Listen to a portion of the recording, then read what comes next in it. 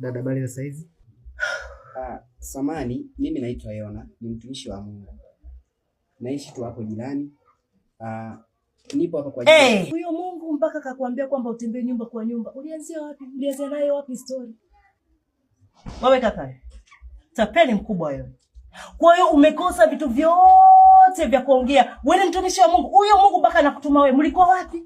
Mlianzia story gani? Naomba nisikilize. Nilikuwa nafanya vitu vyangu vya maana sana huko. Nikajua labda nikitoka ni mtu muhimu sana. Kumbe ni wewe. Una njaa? Una kiu? Una shida na pesa? Mbona watu mnajifanya nyinyi watakatifu wacha Mungu, kumbe mmejawa na roho za najisi, mnakuja kwa ajili ya kutapeli watu. Tapeli mkubwa wewe. Si useme tu kama unataka pesa au unataka chakula. Si useme tukupe chakula. Baba.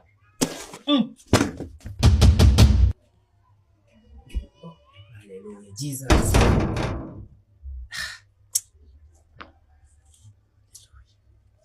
Baba, naiweka hii nyumba mikononi mwako. Naomba ibariki hii nyumba, naomba wabariki wote waliopo humu ndani. Baba, naomba kawabariki na kuwalinda. Ninaikabidhi hii nyumba mikononi mwako. Baba, nashukuru kwa sababu nimetimiza andiko lako kama jinsi ulivyoniagiza katika hii nyumba. Baba, naomba ibariki hii nyumba, naomba ulinzi wako ukatawale. Naomba kila kona Baba ulinzi wako ukatawale. Baba, ninaweka hii nyumba mikononi mwako na watu wote waliopo humu ndani naomba wabariki na